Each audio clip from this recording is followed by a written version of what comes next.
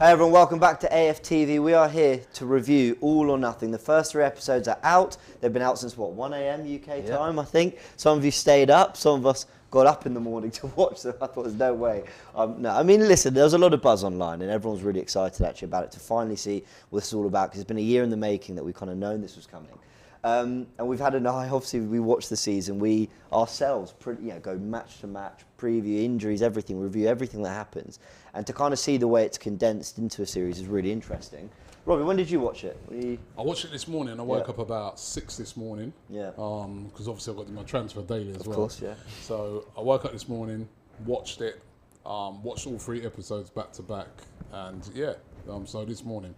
Yeah, you guys? I stayed up, took some notes while staying up. Couldn't really sleep, so I thought I'd watch it. I did enjoy it, I must say. It was a good watch, and it kept me wanting to see the next episodes. So that's probably why I stayed up till 3 a.m. But yeah, I enjoyed it. What about you, Ted? Yeah, I'm always up. You don't sleep, you're up mad. at those times, so it was just normal for me. Let me just watch it last night. And I tried to do this 7 a.m, but it's you lot that didn't want to get that done. Robbie, you didn't want to get this done at 7. Yeah, I've got to do transfer daily, man. What's wrong with you? Transfer daily can be pushed back a bit. No, listen. I'm going to do one time. Turkey says he stays up, but he was actually really excited. He told me on WhatsApp before, he got popcorn. I get to see Josh!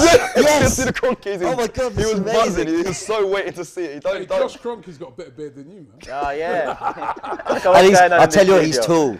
He's tall. Let's start a poll, man. Who's got a better beard? Let's get that going. Any poll with Cronky, leave and me a side by side of Turkish and Cronky. Let's have a who's a better owner, Robbie or Cronky. How about that poll? Yeah? How about that one? That's a harsh one. Yeah.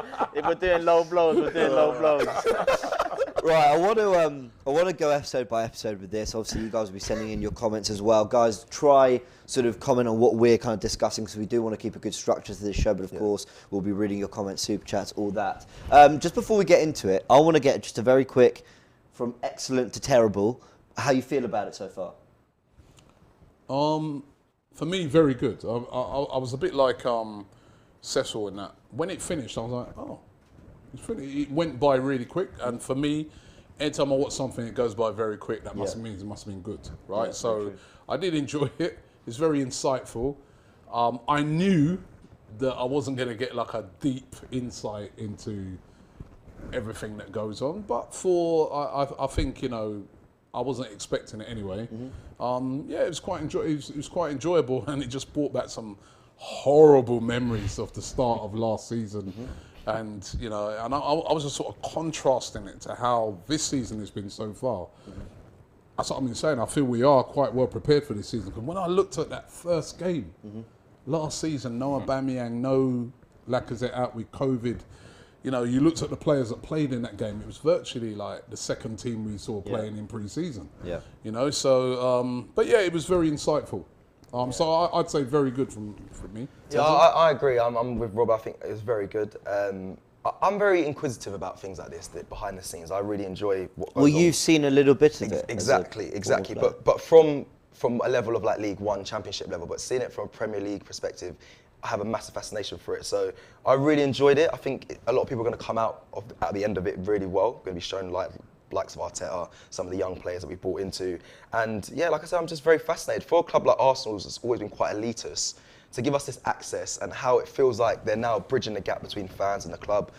I really enjoyed it. And yeah, no, I'm happy with what I saw. Turkish, enjoying it? Yeah, it is what it is.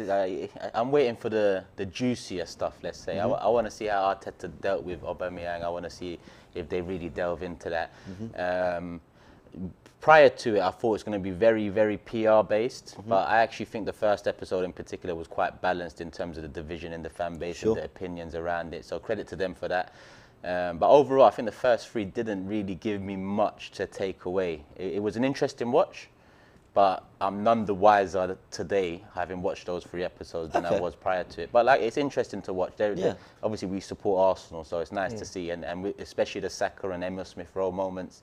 they matter to me. So it's nice to see that. And if in 2 years, 3 years, we're achieving big things off the back of it, we might look back at this documentary again and view it differently. Yeah, absolutely. I know you're playing host, but your thoughts, James, as well. What do you take from it? I am, you know, I was just saying earlier, I don't know if I'm more intrigued and fascinated than I am necessarily like entertained. You know, and I guess that's not really maybe for other fans who are fans of football, not even people who are trying to laugh at the way the season ended, but just, I think for other people maybe it's entertaining. For me, it's just more intriguing, and I'm fascinated by what's going on. But I am enjoying it, and I'm glad we've got it.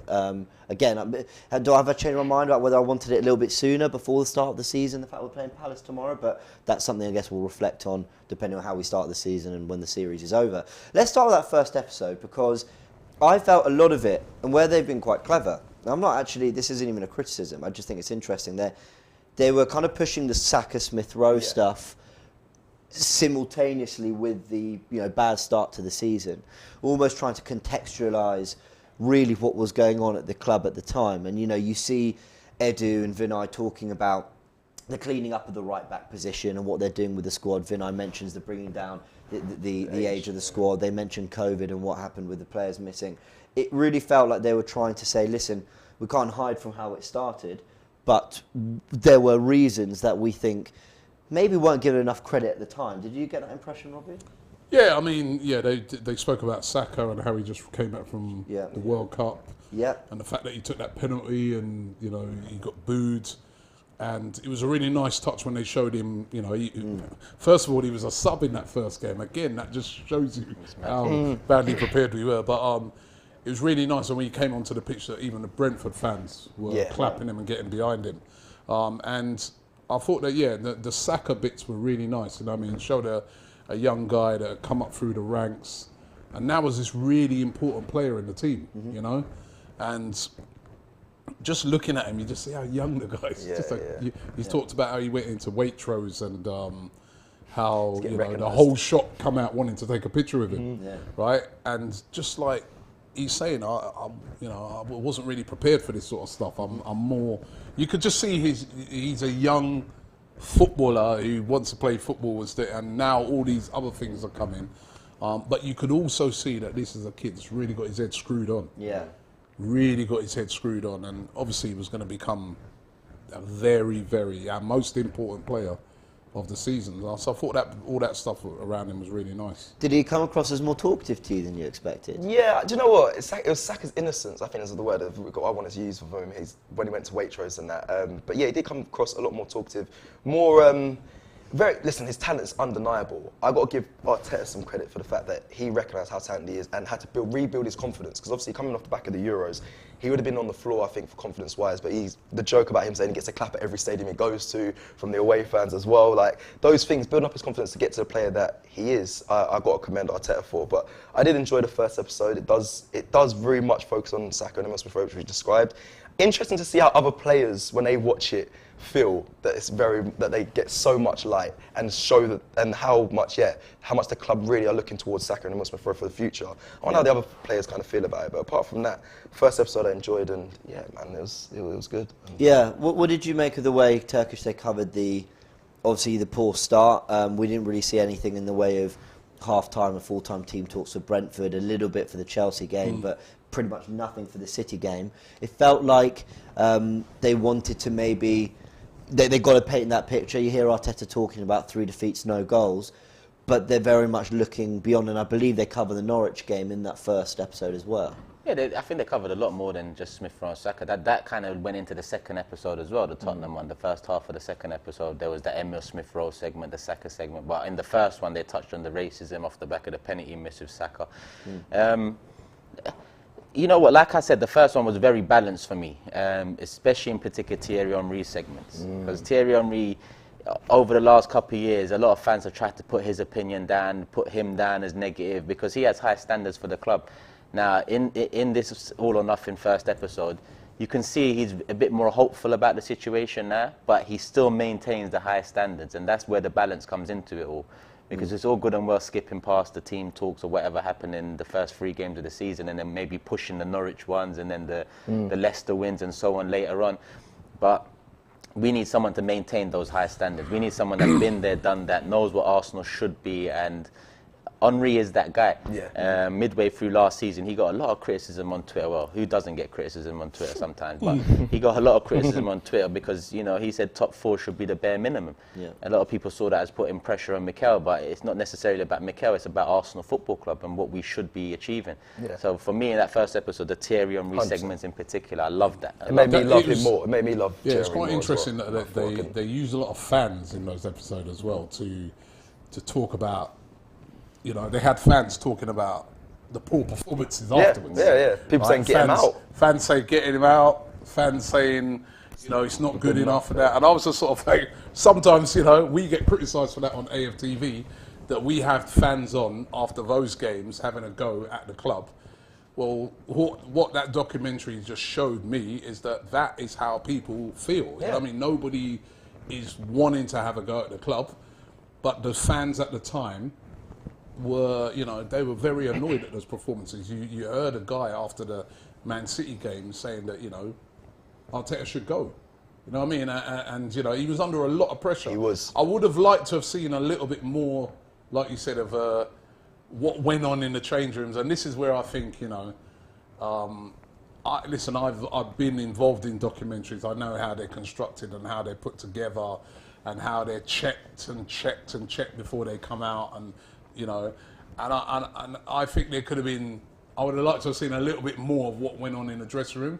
I did like the fact that there was one. I think it was a City game where he was obviously really angry, and he kind of just said, "Listen, you know what? I didn't want to talk to you. Better I don't talk to you guys now. I'm going to leave it to. I'll leave it almost like you say. I'll leave it till we get back or till training or whatever." That I like to see because he was obviously really, really upset. Yeah. But it was a horrific start to the season. It was. And I didn't think they reflected it much. You didn't see that much around the players, so much their reaction, but you saw fans saying, "Hey, look, this is not good enough," you know, and really doubting Arteta.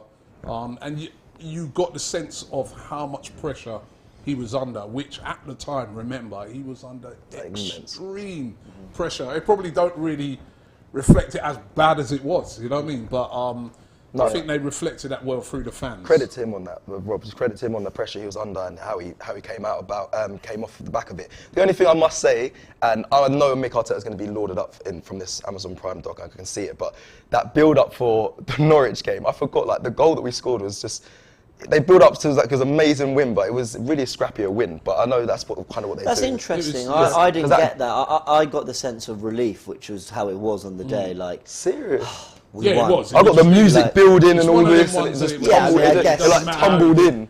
No, but it's one of those ones where it's like, it doesn't matter how it goes, and we just need a win for that, just to get that, you know, relief, like you said. And I think, you know, that's what that win gave us. It gave us that relief. Because remember, leading up to that, if we'd have lost that game, I remember I was asking, I think I did an interview on Sky, and they asked me, and they said, "Robbie, what happens if he loses at Norwich?" And I said, I feel that's it.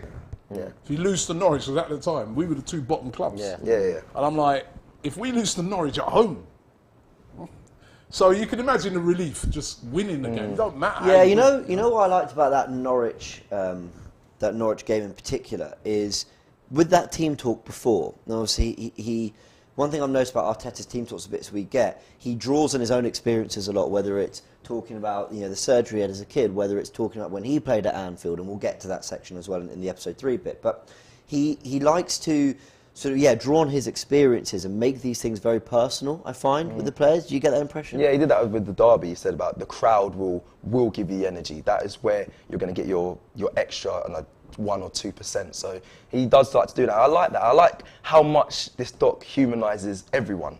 Just not just players, but manager, the players. Notes, that is what I think you get the most from these sort of documentaries. And for me, that's what I really like to see. Our live yesterday, I spoke about having things outside of football and being a human, and you're like the Roy Keane effect. Let them just be footballers and get the results, be serious. But it's nice to see the human side.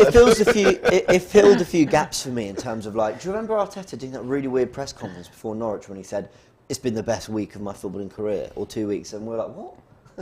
Sorry, we're bottom. Yeah. And then this filled the gaps a little bit in him going, my family, you guys, the environment, seeing the environment they work in, seeing the way they kind of operate kind of behind the scenes, whether it be in the canteen or whatever. Was it filling any gaps for you a little bit, Turkish? Was there a little sense of understanding a little bit what it was like for them during that time? Obviously, they're going to paint it in a certain light, but yeah, but they could have painted it worse, and that's why I said the first episode was quite balanced. Sure. The pressure Arteta was under, I thought they was going to paint it in a way where you're going to be hearing clips from Tom, Dick, and Harry saying Arteta needs to go, and then you're going to see a picture of Arteta there at his desk and in pain. But we didn't really get all of those cinematics. So credit to them for keeping that first episode balanced. Did it fill the gaps for me? I think the players bouncing back filled the gaps for me in the season. That showed that they must believe in what Arteta's trying to do, but they're believing in a man that's inexperienced. That's not an opinion; it's a fact. So, and that's not me criticising Arteta. He is inexperienced, but do you we think bounced as well, back. Sorry to cut across you, right? That off of the first 3 episodes, I also got the impression that it shows he is inexperienced because he's trying a lot of things for the first time. Yeah. And I know you'll come to some of the things he tried, but you know, he's trying a lot of. I love the fact that he's so innovative. You can see why he's so talked about as a manager, but he's trying a lot of these things for the first time. Yeah. And that kind of showed me that he's a little bit inexperienced in. Yeah, we had a lot of those storytelling moments across the 3 episodes, and there's a lot.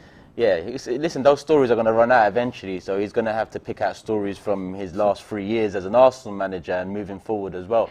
I get it. He's inexperienced. He's got to do what he does, and when you win a game off the back of using your photographer to say the pre-match speech, which we're going to get into, or talking about your issues from birth regarding heart disease, when you win the game, it worked. When you don't, it can look foolish, like the "you'll never walk alone" one in training and whatnot.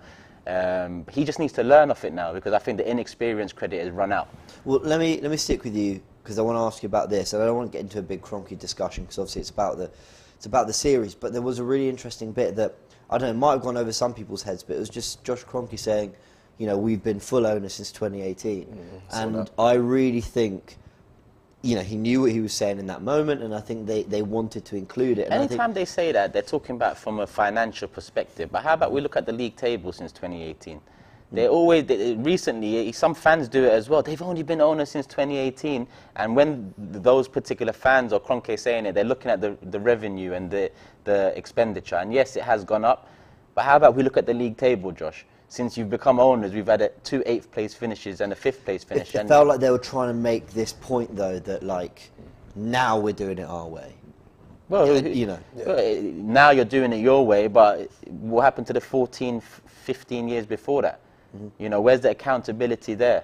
Where's the apology for waiting it out, which it seems like that's what they're saying by saying we've been full owners since 2018. It's like that bit of history is forgotten about, or they want us to forget it, but I can't forget about it.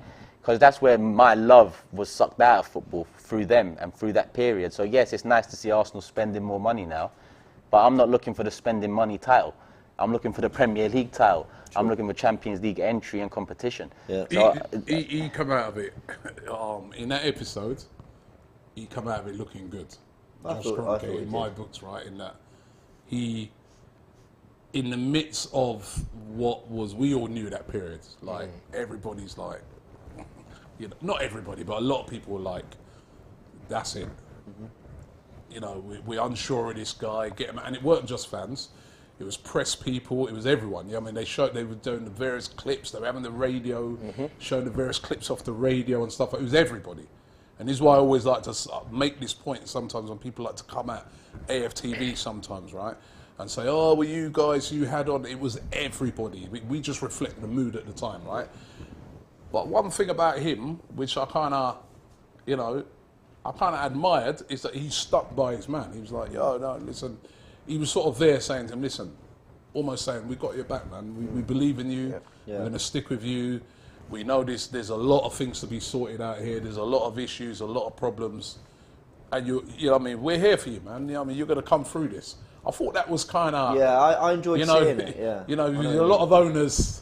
You know, as we know in the past, they're getting ready to press that button and got, if that was Abramovich, I'd be like, you're gone, you know what I mean? So, but he was sort of, I thought, you know, again, the human side. The human like you said, it's a documentary. How much of that is he knows the cameras are there? No, I mean, Josh is good in the media, At can't lie. I've mentioned before that when you've listened, it's the right thing to do. If that's your man, it's the right thing to support him. Forget the noise for a sec. From his perspective, I guess he done the right thing. But he also supported Wenger for so many years. And that fell in line with our decline. So this is the second time that he's supporting a man. Cool, I get that. Second time is not that many times, even though the years tell a different story. But now for me, if it doesn't work, it always goes to Arteta out or Edu out. For me, it's still Kroenke. Because if it doesn't work, you've supported another guy that it hasn't bared fruit. How many chances are we going to give? I don't care that you took full ownership in 2018. You allowed Wenger to stay in charge for how long? And since Wenger's gone, it's kind of opened up that it was more him that didn't want to spend the funds available, because they've spoken about it. And when Wenger had the chance in his book to expose them a bit more, he didn't. So looking back at it, they supported a man that was part of our decline to the stage of top 6. Now they're supporting another man trying to get us back into the top 4 first and foremost. If it doesn't work, they can pack up their bags as well. That's how I see it. I'm not giving any more chances here. But they are doing the right thing in supporting the guy that they believe will take us back to the promised land, if that's really what they believe. I wanted to just give my man of the episode, and that is absolutely Aaron Ramsdale's dad. What a guy. What a guy. Him walking away from the pitch going, fuck me, he's fucking starting. What? That is just so great. When he Cruyff turned, when he faked it, he's just like, no, my heart can't tell. I was like, yeah. But that's the truth. He just got up and walked out. Love that. You know what? You're right. Love that side, right? That's quality. As a parent who goes to watch my son play a lot of football as well, what that part showed as well, and what Aaron Ramsdale said, they asked him, could you have got here without them? He said, no. The emotion in that. It's those parents, right, of players. They have to do so much driving up and down the country. They've got to, if they're not right behind their kids, right, it's very difficult for a kid to make it. And I love seeing the parents, his parents were brilliant. You know what I mean? And they're obviously really excited to be gone to this big club. And yeah, I love that side of it as well. Yeah. I hope from a fan base perspective. I love the hat. Yeah. When he said the wall things.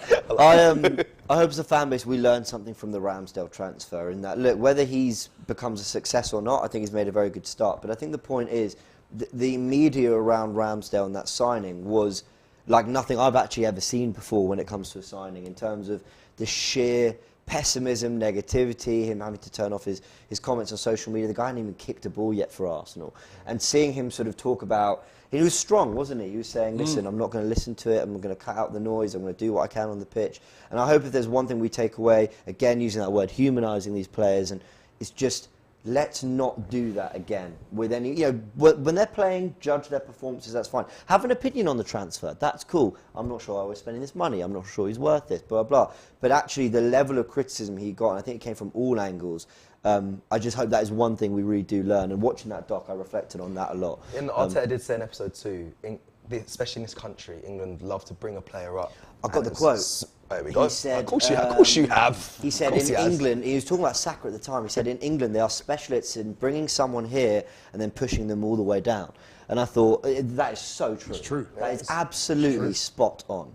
We're one of the, listen, I've not lived in other countries to know, but there's something about it. It's true. They'll probably be on the women's case soon. They won the Euros the other day, they're bigging them up, probably they'll be on their case soon, you know what I mean? That's what, unfortunately, You mentioned episode 2 there, and this was obviously very much around the North London derby and the turnaround in fortunes for Arsenal. And actually, okay, cool, we beat Burnley, they didn't really touch on that too much, but then it's all about the North London derby, the prep before, Saka, Smith Rowe.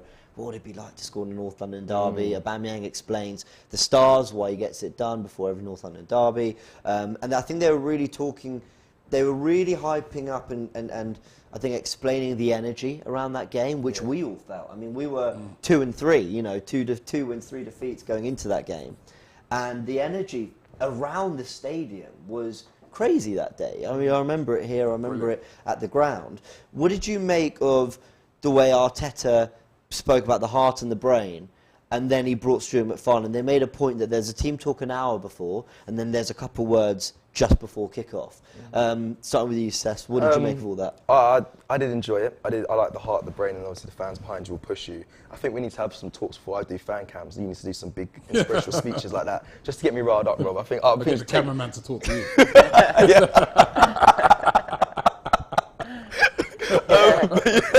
Get ready, Brendan. Brendan, you talk to him before. give me a pep talk. Give me a pep talk. Your job description is changing, my man. But no, I did really enjoy it. And just before like the North London derby, there was bits of Mick. Again, he's going to be lauded up in this documentary. The little things where he said they want to send Emile Smith-Rowe on loan, and he's not going to watch a game. He just wants to hear the reports of you, how you're going to grow as a person. These little things that he brings, I really do enjoy. And the discussion before the North London derby, when they're back at the training ground, they talk about he did that task. He was like, look at the players on the pitch, and it's about visualization and where the players should be. I really like that. How well do you know your team? We've been training this formation, this shape all week. You should know by looking at it what numbers where. I love all that, and that's how you build. That's how you build quality play and forward play, which we get into in the episode 3. I loved the quote. He said, he showed the heart and the brain. He said, "This is the game today. The rest, you know it." And I just thought, like, there's a way of giving a message. You're saying a lot without saying a lot. Yeah. And I've always, in my brain, just imagined Arteta being a big talker. Like saying, I just imagine him talking a lot in these, not in a good or bad way, just that's his style. But I love the way he said, focus on this, you know everything else. And actually, I thought that reflected in that performance. What did you make of everything before and during? Obviously, in hindsight, we know the performance, we know the result. So when I look at everything, I know that the preparation for that game worked. I know there's some criticism out there regarding allowing the photographer to say the speech, and I get that. If we had lost the game, I'd probably look at that and be like, what are you actually doing? But we didn't lose the game. That's a fan of the football club. He's been a fan for an awful long time. We might have all different opinions on the club, but one thing we have in common, all of us, is we all love Arsenal. So to allow a fan of the club to speak to players, that's a massive thing, and you could see it was a massive thing for him himself. But the bottom line is it worked. I'm here to see it work. Sure. That's it. That's all I care about. It's another innovative thing that he tried that worked. Yeah. That and they even showed at the end of the game. What I liked about it as well, Arteta went over to him and was pointing to him and acknowledging that it worked. And I'm all for people trying things, man. I'm all for people trying things. And I think that was he was just sort of, by letting the photographer talk, he was letting the players know how much it means to the fans. Yeah.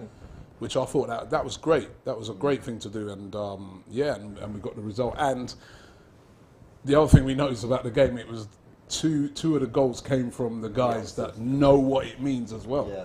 That have come up through the Arsenal system, so it was a beautiful moment. Listen, it's always a beautiful moment beating Tottenham, but just the way that all just panned out, it was just perfect, wasn't it? It was just Thierry saying that Arsenal's written on the Emile Smith-Rowe and Saka's forward. Yeah. Like all of that was brilliant. James, what did you think about it? My feelings on it were when you get these little bite-sized clips that have been sort of released in the week before, that was one of them, the Anfield, the music and the singing. But also his team talk before Norwich. Listen, rival fans are always going to have their fun with this kind of thing. We did with Tottenham, and they're going to do their thing, right? But what I like is when you're watching it and you get the context and the understanding. I'm with you. I really like innovation, but I also really like why the innovation is there. So when he put forward Stuart McFarlane and he said, this guy's been an Arsenal fan, I think he's been working at the club for 30 years. He's been photographing legends. All these players have achieved massive things, all these massive moments. That's why I want him to speak to you. I came away from that thinking, I get it, because the North London derby, so much of it is about emotion and how you manage the occasion. Now, what's really interesting is he spoke about, and I'm jumping ahead a little bit here, he spoke about emotion in the Anfield game, that trip. He also spoke about emotion in that Tottenham game, say playing with your head, and he mentioned Kane, Højbjerg, they're going to try and antagonise you, all that. I'm very excited for what I think will be episodes 7, 8 and 9, when he talks about when the second North London derby comes along, and I'm very interested to see what the message is. It needs that same talk because like Rob Holding that day was like he was in a boxing fight, isn't it? So something really starting change. Something like I'm going to be interested to see that. That's a good point. If they show it, because Arteta focused on that so much for that North London derby and for the Liverpool game. So where did it go so wrong in that North London derby more than any other game. Newcastle away, St James's Park, we just can hack it, they're better. But the Spurs game, it actually felt we started well, but we couldn't handle the occasion. I still like to see that Newcastle one. Oh, we'll see it. The level of performance that day. Oh, I wow. want to know what happened behind. To be honest, those are the ones I'm most interested in. Palace when we come back off international duty, and Newcastle after the Tottenham game. I was interested in this one. Everton Was as well, it the Everton one? What was that? Episode 3. Episode 3, Yeah. Because that was terrible. And That to was one be of the worst well, we're performances. going to come to that, but that one interested me because that was another horror show. Yep. That was as bad as Newcastle and Palace. Just different point of the season. You were vexed Yeah. at that game. Yeah.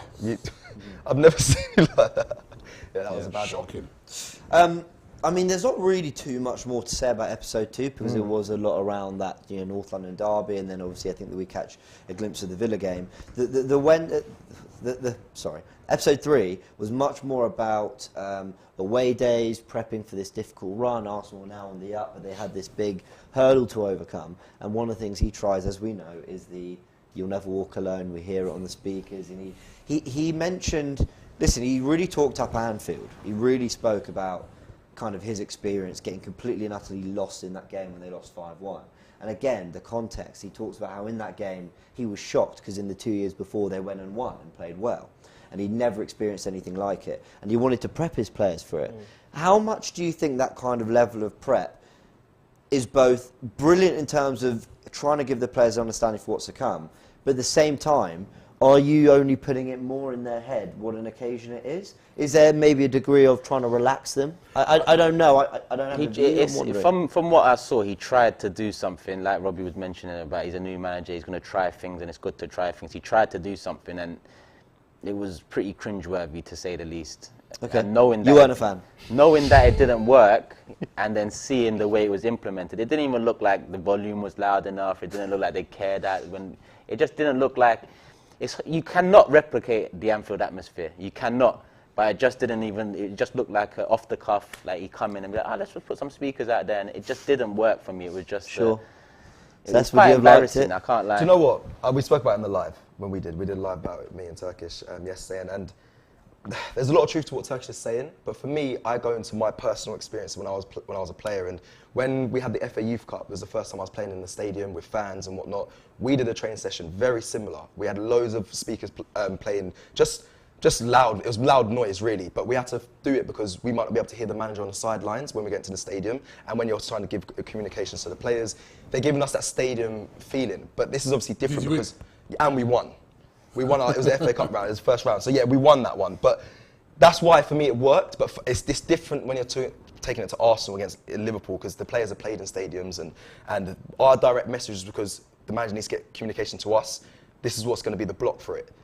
It's different when you're going to Anfield. They're used to that. So it didn't work, but I like how he's trying to do lessons for the players, but in a different way. I do like it, but it just didn't work. Again, listen, I love the fact that he's trying to come with innovations, right? And in watching it, how I first felt about it was like, how are you going to replicate the atmosphere through a couple of little speakers there? Well, how's that going to replicate the atmosphere? Actually, when I then watched it, he was talking about, actually, I want you to get it in your head, in your psyche of where you're going. So it wasn't exactly that he was trying to replicate the atmosphere, but I'm with Turkish on this one, man. That one flopped miserably, you know what I mean? It ends up looking a bit daft. It reminded me a bit of like, do you remember that one they did with, it wasn't an All or Nothing, but way back when, it was a Liverpool one, where Brendan Rodgers had the different envelopes. Remember that? No. You never seen that one? No, and then everyone started taking a mick out of him afterwards and stuff like that. It was when Raheem Sterling and all that was still at Liverpool. Yeah. And it reminded me a bit of that, and I was just like, it flopped. But I admire the fact that he's trying things. Yeah. But, that one's I've had so much stick already off of fans. They've loved watching that one. But listen, he tried something. It failed, And the annoying thing about that, actually, was that game is that they were actually doing quite well, weren't they? I know. Coping quite well until actually he He was Mikel Arteta. I remember I was at the game.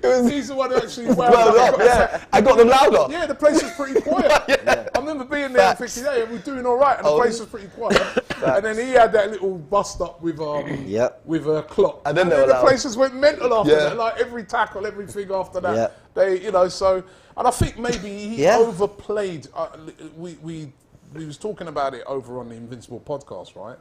And Lee Judges made a good point to say that, you know what, Anfield, it's loud, but it's not, there's way louder grounds than that. It's not like, you know what I mean, you're not going into a cauldron like it used to be. Back in the day, it used to be.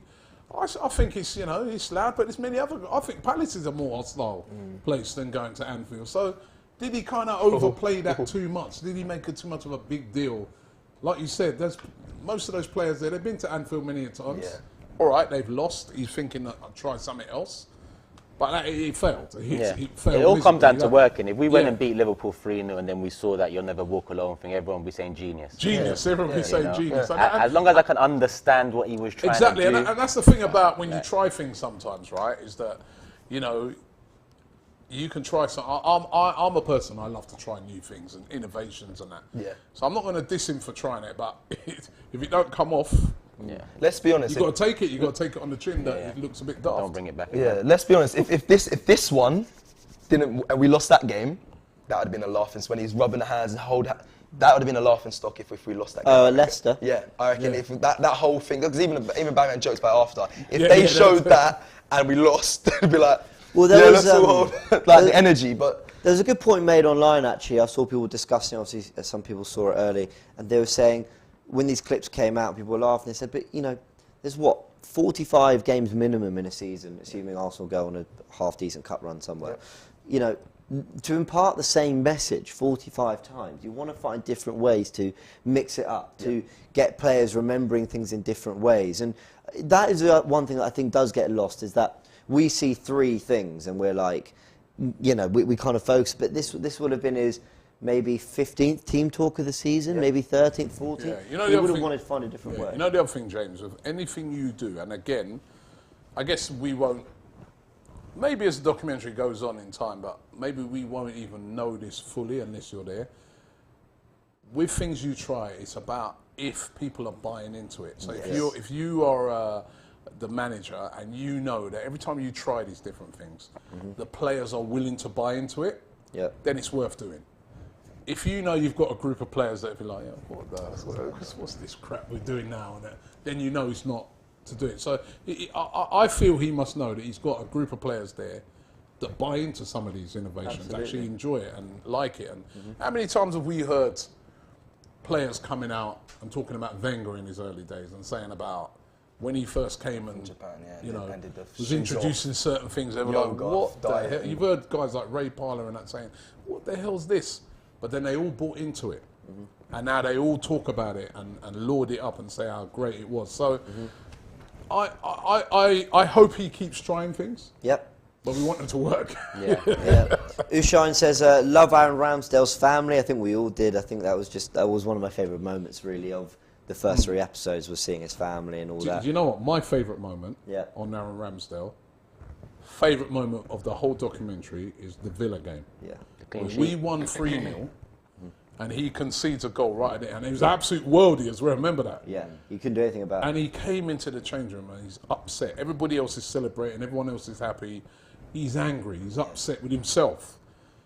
And, they're like, what's up? I mean, we won 3-1. He's like, no, I wanted to keep a clean sheet. Can't fake that. And I like that. I'm like, wow, if he's got that sort of attitude, that bodes well for Arsenal, you know what I mean? Because he was not happy at all. Even after that, they was having to come to him and say, the next day. I really liked Edu's part in that, when he said, listen, it's not easy winning games, enjoy it. On top of that, there was a game we lost where he came in and he was upset and he was speaking out vocally saying, throw the ball long. And that's what I want to see, accountability. Too often it's been nice at Arsenal over the last 10 years. People make mistakes and they're still There was another time as well, wasn't it, Turkish, with Saka? We said, why don't we play the ball forward? Every time we play the ball forward, we're hurting them. Why are we playing it back? Why are we in that? Be honest with each other. Again, something we were always moaning about. You know, They gotta be honest with each other. That's how you push each other. Be honest. Don't protect mistakes. You got to be vocal. It's an emotional game, and Ramsdale he's shown his emotions in those first few episodes. And this is where I think the documentary, Cecil, is going to do good for Arsenal, because we know how the season's going to pan out. But if this is the vehicle that allows the fans to understand actually what they are like in these moments, actually what they do feel, and maybe there's that sense of, we understand you guys more. That is where, when this documentary was announced, I'll be honest, I wasn't really happy in favour about it. I wasn't optimistic about the season, but I had to think, well, what can we get out of it? And it's those Ramsdale moments, that Saka moment, that I thought could do the most good for the fan base and the club going forward. Yeah, just for so long, you know, I've even spoken to people before at Arsenal, you know, the past guys. I've spoken at conferences and I've said, be a bit more open sometimes. We want to know how you feel. The reason why sometimes fans get pissed off, right, is because they think players don't care. And having met quite a few players, I know that they do. The majority of them do care.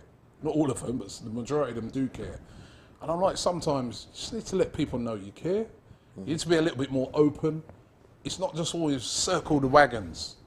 Sometimes you have to do that. Arteta said in a couple of the losses, he goes, listen, don't worry, I've got your back, everybody in there, I'm going to go out there, I'm going to face that, you know what I mean? But it's not every time you do that. Sometimes you've got to let people realise that, you know, you're hurting as well, just like the fans are, and you understand what's going on with the fans. And I think where this is good is that it's kind of showing that side. We get to sort of see that side. When we see Ramsdale like that, and how upset he is, that for me shows me a guy that cares about the club. And I think the person who's going to come out of this the best is Arteta, because you're seeing a person through the first 3 docs that loves the club, that really wants his club to succeed, is really giving it his all. And, you know, he's coming across at the moment for me in the documentary really, really good. I don't know if you guys feel that. No, I feel he is. Dammy in the comments has said that the series is rushed. There's barely any behind the scenes. Cecil, do you agree with that? I mean, no. I mean, there definitely could be more, but I Like, think you know that moment with Emile Smith-Rowe sitting down with, what's his name? When he's talking about the tackle and the 50. Stuyvenberg. Yeah, I would have liked to see that with multiple players. Show us a bit more of the individual development. And I can see this guy's point as Tavares well, right? In that the United game. The City ones. We went on to United and we lost. His show, Ronaldo scored a goal, and it was a big game, man. I wanted to see some things around that one. You know, the fallout of the City as well. The fallout after, like you said, after Man City. You know what I mean? We lost a 5-0 defeat. Fans were angry. 3 defeats in a row, bottom of the table. That was a bit. You know, listen, as I said, I know how these things are put together, so it's not surprised me. But I can understand why that guy says that. You know what I mean? Because you didn't really, there's a way more than what we saw that's gone on. We've seen very little tactics. We've seen a lot of emotional speeches based off of life stories, but we have seen very little on tactics. Probably and by design. Well, the first 3 episodes have taken us to December, because we know the next one's about Aubameyang, which happened on the 14th of December or something. So I can understand it's rushed in the sense that I didn't think we'd get that quickly through the season by 3 episodes, and there's 6 to go. So nothing on Aubameyang. Well, this makes me think that there's going to be quite a bit on Aubameyang come this next episode, because they're very much hyping this next one up as this is the story. Yeah. So it will be interesting to see what they do there. I'm a bit sceptical, guys. Right, I said this from before. When people said to me, "Are we going to get a real insight on what happened with Aubameyang?" I don't think we are. Right, sure. I think we'll get to kind of see a little bit of what we were told. How it unfolded. In that, you know, he turned up late or whatever, and it's another disciplinary thing, and he's out of the team. But so far in the documentary, well, apart from him getting the star cut in the side of his head, we haven't seen nothing of Aubameyang. Remember, he's a captain. Does he seem like a leader from what you've watched so far? Because I feel they haven't shown nothing for me to even know if he's a leader or not. Depicting him because he has not been in the documentary, has he? They showed him when he first turned up in his car at the first episode. They showed him getting his hair cut, and that's it really. And they showed a little bit when he did the little thing at joke, the... I don't think Arteta liked that. No, of course he didn't, because he wants players to buy into what he's saying and take it seriously. No, but he was laughing at that. He was I know, laughing, but but I can see the. I think it's don't very think he clear. like that. Yeah, same. I think But it's we've quite not clear. seen, for the club captain, yeah, Yeah. we've not seen nothing of him. So that should, I don't know, we'll wait and see the next 3 episodes, but I just get the feeling that obviously we're going to find it. I mean, if they didn't show some of that, we'd be like, well, But they showed him coming in some gold shorts and Lacazette nearly losing himself. yeah. Yeah. But what I'm saying them is, two need to lie. are they going to get into the nitty gritty of what really happened and why he lost the captaincy? I don't think so. Well, yeah, I guess. Mark with the Super Chat says, I love the title All or Nothing this season. It's truly all or nothing because Arteta has almost all his players. No more excuses, top 4 minimum and a trophy. A few other comments. Perez says, All or Nothing so far is a reminder of why I love this club so much. I like this comment from Deep. Says, love the Tierney part as well, especially when he said, I don't speak a lot, but when I speak it is from the heart. I think Tierney's coming across really well. Can we just quickly talk on that, just quickly, because I wanted to mention it just then before we moved on. People, I know Turkey's might be against us, but we talk about leaders in the group, and we always talk about Tierney potentially being one, but him saying that, he doesn't talk much, but he talks from the heart. It shows that he seems like quite a quiet personality, even around the training ground. You don't really see him talking too much. I see why it was so difficult to pick a captain for Arteta, and I know Odegaard's probably he's going to be the captain next season, but from what we've seen, it doesn't seem like there's many leaders. If anyone's number one for that from the first 3 episodes, it'd be Ramsdale, but it would have been too soon for him to get it. But that Tierney quote just made me kind of see, like, maybe he's not that captain material around the training ground and whatnot. Mm-hmm. Plus he was injured literally all the time. Yeah. I thought as well was really nice was Kieran Tierney talking about the mental health side of things, and that I thought that was really good. And talking about how he lost a couple of friends. You know, it was. You really get to see the human side of those sort of things. You know, I mean, these people just sometimes with footballers, they just look at them and say, yeah, 150 grand a week, 200 grand. That's literally how they're labelled. And they are human beings, and they have worked very, very hard to get where they are. And that is the human side. But as fans, we've got results too. Yeah. And results are very important, and that's just the way it is. What do we make of the Arsenal staff around him? Because we've got a bit of time with Stuyvenberg, a little bit, saw his kind of role, the one-on-one mentoring of Smith Rowe. We saw a little bit of Carlos Cuesta, who I had to look up, he's only 27. There are players there who are older than him, but he gets an important role working with them. I think they call him the development coach, but obviously Arteta works very close with all of these. One of the things I noticed, and I do have to, I'm not going to go back and watch all the other All or Nothings. Obviously, there's a Man City and Spurs one out, but I noticed when team talks were going on, a lot of the coaches weren't by Arteta. They were actually dispersed in amongst the players, whether it be giving them personal tips, whether it be whatever. It feels like his coaching staff are very close to him, and he does, I don't want to say rely, he's got his ideas, but he's close to them. Did you get that impression, Turkish? Yeah. I would have liked to see more of them. That's my thing. I quite like their characters. And I would have liked to hear opinions of them from some of the players that have seen the transition of Arteta coming in from 2-3 years back to now. It goes back to that comment earlier in terms of the nitty-gritty tactical side of things or the coaching. So we haven't got enough yet. It's very much cinematic, nice story, like heroic ending at the first episode with the Norwich game. The second one, heroic ending against Tottenham. The third one, that bad ending against Everton. I want to see more of what you've brought over, how you've helped change because there is a cultural change there. I don't think we've got a winning culture yet. It's not. I don't think we haven't got a winning culture yet because we haven't won and we haven't achieved great things yet. But we've changed a hell of a lot, and I want to know the players' opinions of these people and that. And you know what? It's gonna. I guess in these documentaries, you're not always going to get the reality of situations. You're always going to be painted, like Robbie said, how these things are put together. But from those moments, like the Emil Smith Rowe one stood out to me because it's like I want to see those individual one-on-one moments more because there's a lot of development, a lot of these players need to do so. It would have been nice to see the relationship between them a bit more. Yeah, I thought, I'm just writing down here in my notes, I don't forget, there are quite a few personable moments I liked. So I did like seeing when the staff were sort of doing the briefing the day after a game and talking. The guy mentions Tavares' stats were off the charts and those kind of things. It's interesting. Yeah, I knew you love the stats. Yeah, love all that. But it's interesting hearing what they are kind of like we give football opinion here, okay, they have a lot more data and a lot more knowledge. But it's very interesting actually hearing what they have to say. And I really like some of the moments where Nicolas Pepe was struggling to remember something, did that memory task. And Arteta sort of jokingly picking on him, like, what are you struggling with? And then he asked Tierney, and then there was that moment with Tavares after his game against Villa, where he basically says, what a Premier League debut. And I really like seeing some of those interactions, because I think there was one moment Arteta had a little bit of a joke with Ainsley, I can't remember, or like I said, well played Ainsley, something like that. And I quite like seeing those sides. Of course, they're the sides that, as Arsenal fans, we're going to just love. Regardless, we're just going to love that because it's the interaction, all that. But they're the little nuggets that they're the bits I enjoy. You know, I think, listen, I'm blessed to be around football so much in my life, and the staffing I think is really good when it comes to like player care.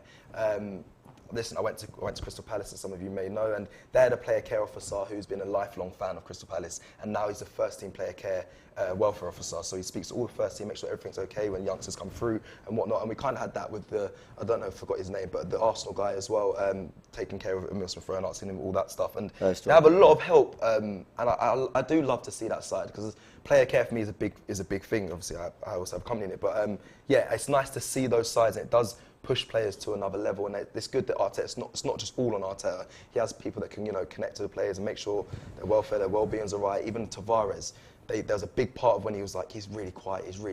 Yes, he's been training really well, but we need to get more out of him, and that's building you as a person and a player. And I think it's good what they have at Arsenal. There's definitely been an overhaul, and things seem, from what we've seen and what they're portraying, to be going in the right light. It's definitely nice to see.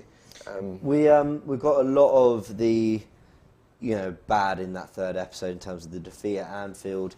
And I was paying close attention to the way Arteta reacted to the Chelsea defeat early in the season and how he reacted to the Liverpool one.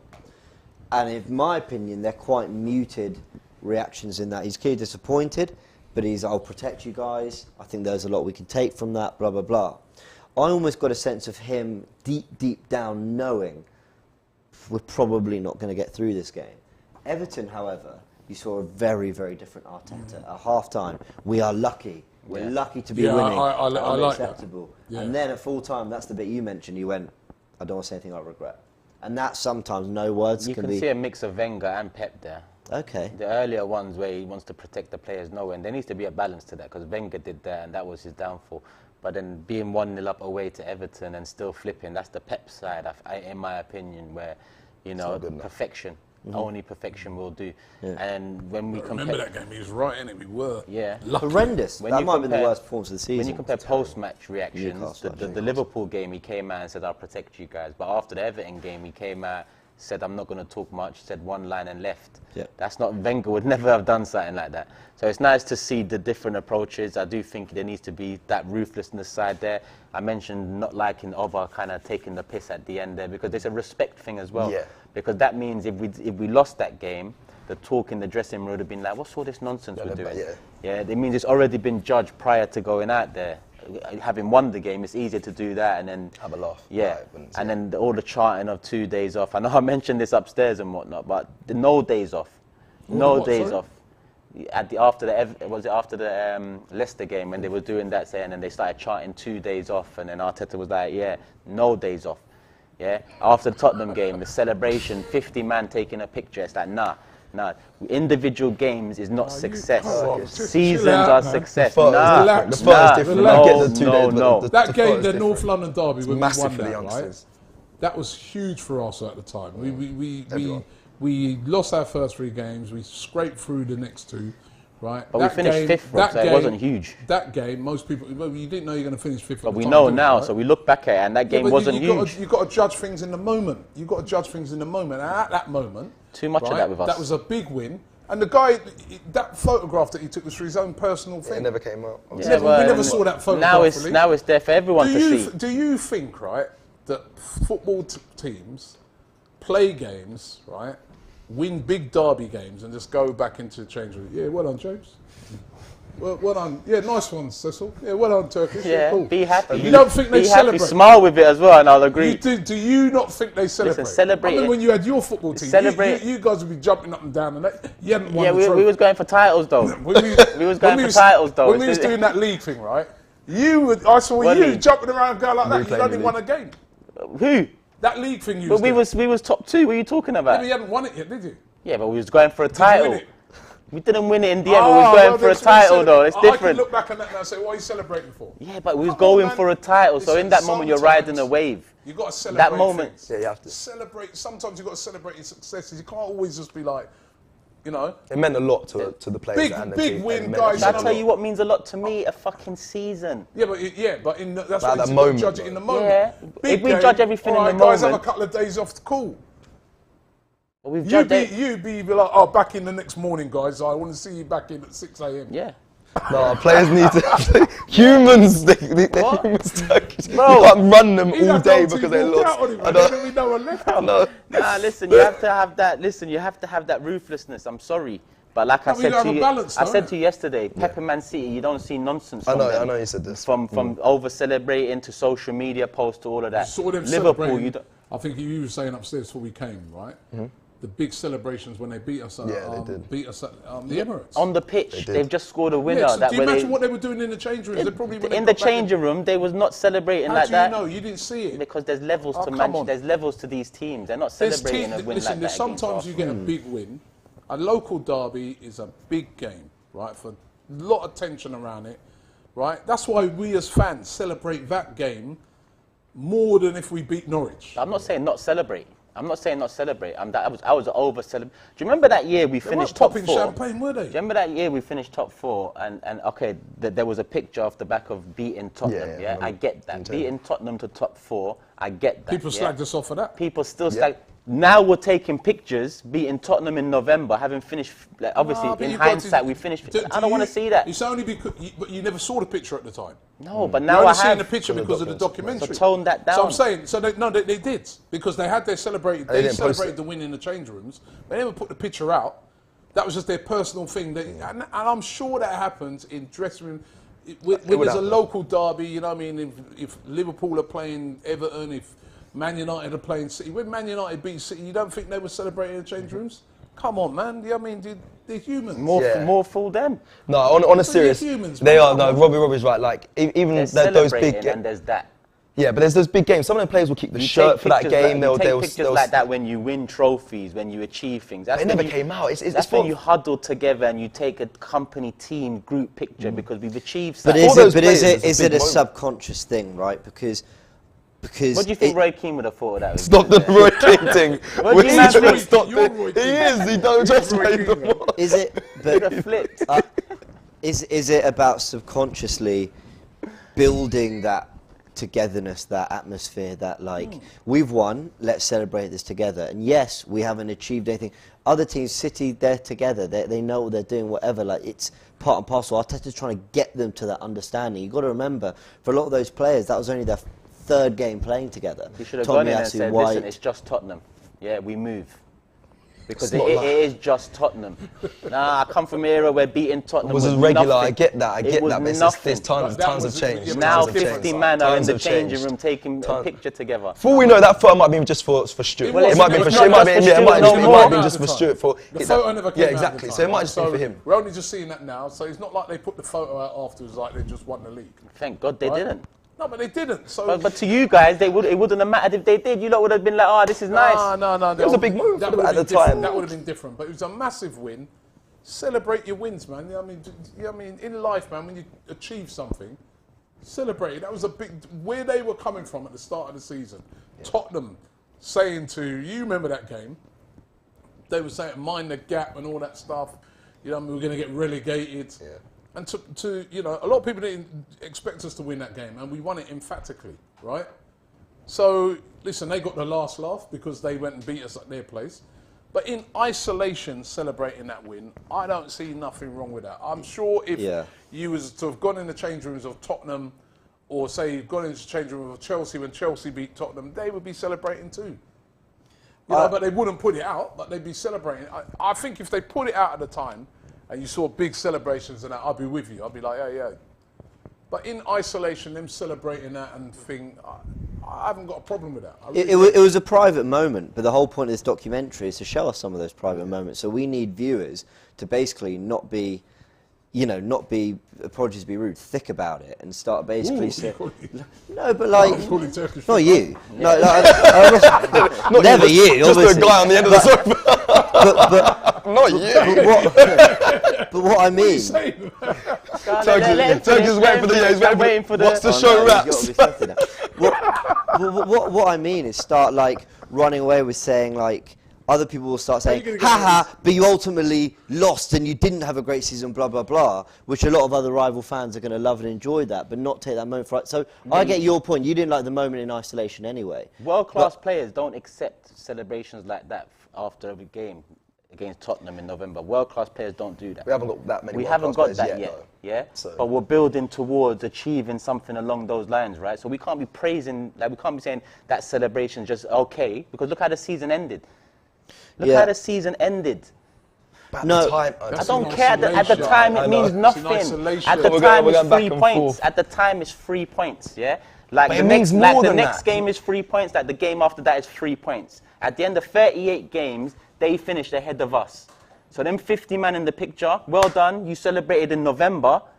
Who was celebrating in May? They celebrated the win in that game. Over celebrated. Over. It's 3 points. Not a so goal. sorry, celebrated I'm getting confused. Is your frustration with this? So this is my problem because what I said was very rude. but Looking back, tracking out. Own it, bro. What's wrong? Sorry. I get your point, which is in isolation on the day we beat Tottenham, enjoy it, whatever. My issue is with people who are going to use, let's say, the fact that ultimately we only got fifth, blah, blah, blah, and use that to attack them for that moment. Because I just think you can have your opinions about that moment, that's fine. But ultimately, you've got to, as Robbie said it, you've got to judge it for where we were in that time and in that moment. Like, it's easy to use what happened at the end of the season. Do you get what I mean? Like, it's easy to go, in this that is how moment, it it ended. still wasn't like. No, fine, but I can agree with you on that. But you don't act like that. You don't act like that in the sense of when you celebrate. You went to that game. You celebrated different. You said you come back. You were buzzing. It was the atmosphere. That is what that is compared to when there's other games. There's other games. You don't celebrate the way you were at the North London Derby. You were buzzing. But the next day, it's on to the next one. Yeah, but I'm sure they did as well. And the thing is about it, right? The thing is about it, right, is that what it all boils down to. Arsenal agreed to do this documentary, man. They've got to take. You know, yes, there are going to be people who look on it like how you're looking on it, right? Facts. That's the thing when you agree to. But I can kind of agree with you. I'm saying when you agree to let everybody in and see everything, right? These are sort of things that are going to be levelled at you. They're like the same thing we said about with the speakers thing, right? If they didn't take the 15 million off of Amazon and invite them in, nobody would know about the speakers. Yeah. Maybe somebody might hear about that in 10 years' time when a player retires, but now we've seen it. So that's the consequence of allowing the cameras in. I think ultimately, when it comes to it, because I really do get where you're coming from, and actually, you know, I want there to be a degree of this is what we do. You know, we beat Tottenham at home, we get on with it. But what I think is that we live in a world where we're so, from the media to fans to whatever, there is so much criticism. Imagine we hadn't won that game. You know, the criticism that would have followed, I'm happy for them to just ultimately enjoy it. Is it the way I would want it ideally enjoyed? But I'm just kind of going to, cool, on to the next. Sometimes you've got to enjoy your wins, man. You know what I mean? We do it sometimes, you know what I mean? All right, I'll tell you what we do. We don't enough. Enjoy. We don't enough. Enjoy, yeah, but with that was more than enjoyment. All them, you know, That was that won't do no more. That was that we made Champions League football again for the first time in 5 years. That's when you see them sort of pictures. I get that. And then you'd be still cussing because you'd be like, oh, why are we celebrating getting top 4? You shouldn't celebrate top 4. We only celebrate when we win the league. After not making it for 6 years, I get the jubilation. No, but there'd be a lot of people, even if you didn't, right, there'd be a lot of people still cussing that and be going, why are we celebrating top 4 for? It's only 4th Yeah, place. and I get them. Thierry Henry wouldn't have celebrated that, blah, blah, blah. This, you know. So when do you League celebrate? Cup. Well, Akash asks, Some players why back do you in the then day was hype like- up the North London derby so much then? Exactly. It's a It's a big derby. game, man. It's a huge It's a game. big game, but it's 3 points. Win that for me, players. You 3 can celebrate points. as much as you want. You can't- I want to win that game. That game's Of huge. course you want to win the game, but like, I'll add the Leicester one on top of it. 2 days off, 2 days off. Listen, this club has been underperforming for years. Stop over-celebrating just 3 points. Stop asking for 2 days off because of a win away to Leicester. These things should be the norm. The next day you should be back to business. You should be back to it. You think Pep, it will allow nonsense Robots. like that? How do you know he don't? How do you know he doesn't give time off? Pep, well, Every time off, yeah. every and manager does it. Man City are a well-oiled machine, but to get to where Pep's got to and the way he's a manager, he's been ruthless over the years. Even when Alvarez scored the other day, he's on to him about tactics. We've seen that with Sterling, we've seen that with Bernardo Silva and so on. Well, similar with Arteta. We've seen him be ruthless. Ruthless with Aubameyang. So, you know what I mean? Giving, I don't... Ruthless with the every now and winning again, attitude. I think if you did different. that in a regular, every now and again you say to the players, you know what, nice performance, man. Yeah, you can have 2 days off. Come back in, we're going to go 2 hard. days is...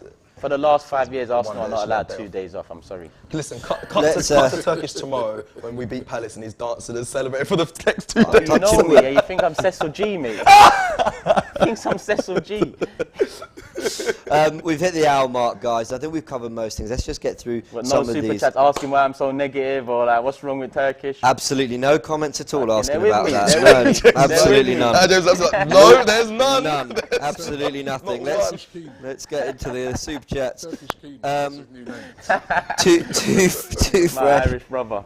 Too Fresh says, tactics, this isn't a fictional movie, these are real tactics that are going to be used in actual games. Why would they leak it to the public? I think we pretty much acknowledge that, to be fair, but yeah. We're not asking for his whole data analysis of the team, mate. We're asking for little moments that show us where he's, instead of talking about emotional stories from childhood or wherever, let's see what he's about tactically. We're not asking Maybe for in his future book. episodes, maybe they might. More tactics. Sorry, James, you don't have the quote where he speaks about that manager that told him about sees players as numbers, but he can never do that. He sees them as people.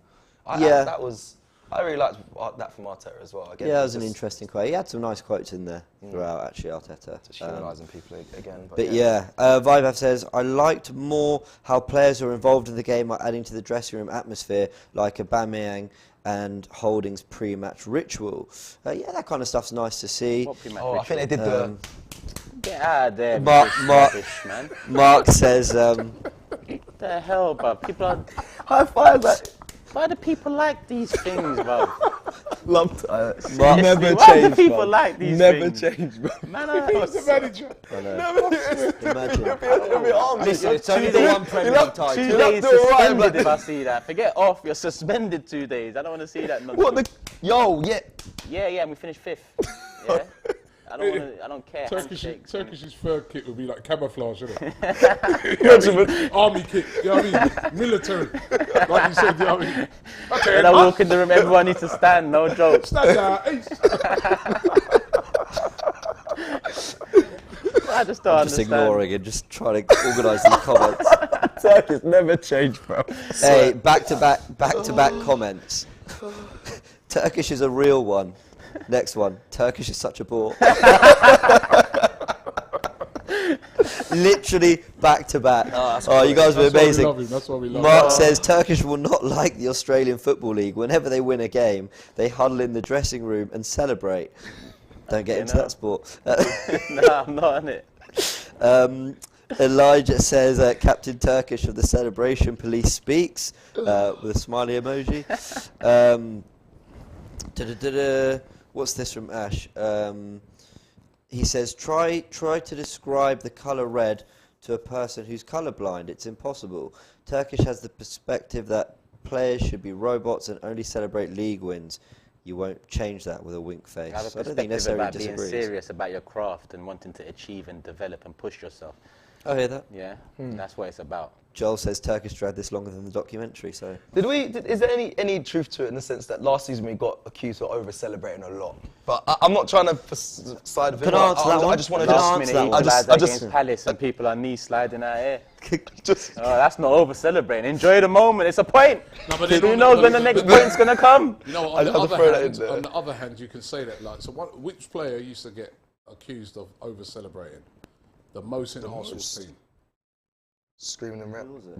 Ramsdale, yeah. Oh, what, Screaming. I think last They say- season, right, screaming okay. in the face, yeah. People say, With the Fernandes especially thing, away Kane fans, thing, yeah. he's over-celebrating. But what we did see in that documentary, as I said, was a side of him where he was absolutely devastated because he conceded a goal in a 3-1 win. So, And that's the right attitude. but we would never have seen that if it weren't for the And documentary. even his celebrating on the pitch is more trying to get under the opponent. He's Well, it's his so- shithousery. So that was one of the things I wanted to, when you asked the over-celebrating question, I think my answer is yes, but I think they know it. Like I think for Arteta and the coaching staff, it is about the atmosphere, the feel good, everything. I think they know this is maybe it should be, as Turkish said, it's just 3 points, and maybe we win at Leicester. You know, we should be winning at Leicester. But I think that from where we were at that point in the season, that's why I talk about the context of it. I think they were trying to build momentum and a feel-good factor very quickly with what was a very new and young group. I think it was by design, essentially. Yeah. All right, guys. Well, I think we've discuss everything else. Was there anything else anyone wanted to know? Before you go, right, I'd like to just ask everyone, what would they give it out of 10? Ooh. Because I'd say I enjoyed it. Don't over-celebrate the first 3 episodes, Rob. We've still got another couple episodes left. Don't do it. Don't give it 9 or 10. Ah, cool. Let me know all these things down, yeah? James. No, you're my guy. I'm playing. Yeah, we're finished. Kind of watching it. We're finished. I was kind of watching it thinking to myself, you know, they were talking about, they want to, I don't know if you guys see that, where the Premier League are talking about possibly showing half-time in the training. I'd love that. Stuff like that. Nah. In the future, after watching the documentary, I wouldn't mind that. I'd love that. Yeah, we better acting. I'm not in favour of that. I'd like to see it, man. Half time, I think the pre-match talks would be. Can you do that? You can't do that because of the tactics. Yeah, it's true. Too much out. But anyway, I'll give it. I'm gonna give it an 8 out of 10. I did actually enjoy it. As I said, when it got to the end, I was like, oh, it finished. I didn't really get to. I got an insight. I didn't really see nothing. That I was like, wow, you know what I mean? But I got an insight. I enjoyed it. I'll give it an 8. James Bond says, "Big up Turkish speaks facts." So it's divided. Facts is his nickname. Come on, big up Shane in Orlando. He gave me that name. Really? Facts. Yeah, I will give it a 7 because I guess you want to see a little bit more, but then I sort of know you're not going to get much more. Yeah, 7 as well, because it had the hard time. The start of the season was hard. Yes, they kind of brushed over with all the player arcs. They had the good run. We went on a 9-game unbeaten streak. So yeah, I think 7's fair. And like you said, we know what's to come. So I wonder how they're going to depict that, because that was painful. Like the end of the season was. I don't know how they're going to do that one. 5. Yeah. Average. Yeah. So far. I haven't really seen much. What did you give it, sorry? 7 as well. I want to see a bit more. Hopefully the next few episodes give us that, maybe the Oba situation, a bit more tactically, a bit more serious than the first 3 were. But 5 so far. Turkish, you've taken over the show here. We've got Perth Aussie Guna says, "Big up Turkish, always keeping it real, love for the love." Captain South says, "Turkish has standards." Prince says, "Turkish get a grip." Success is an aggregate of small wins. Saying players should not celebrate is a contradiction to what you said about balance. And then Rohit says, "Turkish giving Roy Keane vibes. Take that as you will." Yeah. It's like a family. Well, that's my. Take it as you will as mine. Roy Keane's my Irish brother, man. Yeah. So yeah, there we go. Well, I think it's fair to say it's given us plenty to talk about. So that's, and 3 episodes next week and then the 3 the week after. The big thing is that the season starts tomorrow. So my big thing is, how will this, because it will, whether we like it or not, it will have some sort of, maybe impact's a big word, but it might just sway the fan base a little bit. Do you feel more connected to the players? Do you have that little bit more energy for tomorrow? I was watching it thinking, I can't wait for the start of the season, just because I was watching highlights of Arsenal celebrating goals. I was immediately going, it starts again tomorrow. As I said, for me, it was like the contrast of how badly prepared we were for last season in comparison to how well we're prepared for this season. That's why I'm really intrigued to see how we're going to get on tomorrow. Yeah. You guys excited for tomorrow? Yeah, I am, yeah. First time I've been excited for a season in a long time. Think the series will have any sway on the players whatsoever, or they don't care? No, it shouldn't. It shouldn't at all. I wish they had a prequel to. I wish they were filming this season as well. They probably had access to all of it now anyway, so they can just get it out of the way if they want to. Yeah, that's a good point. They'll know what's coming. Yeah. All right, guys, we're going to end it there. Let us know in the comment section what you guys made of the first 3 episodes of All or Nothing, Amazon Prime series that's been covering Arsenal and covered Arsenal throughout the 21-22 season. Obviously, more to come. The next episode is said to be all about Pierre-Emerick Aubameyang. That comes out on Thursday with episodes 5 and 6 as well. Wait. Let's get together for a photo to finish up. I'm about to hand in my fucking notice, bro. That's what I'm about to do. Robbie, you do our contact. Come on. Get your hand. Come on, get your hand off my shoulder. That was too good. That was too quick. Oh, God. Take care, everyone. Don't forget to like End the stream. End the stream now. End the stream. Like and subscribe. You know what to do.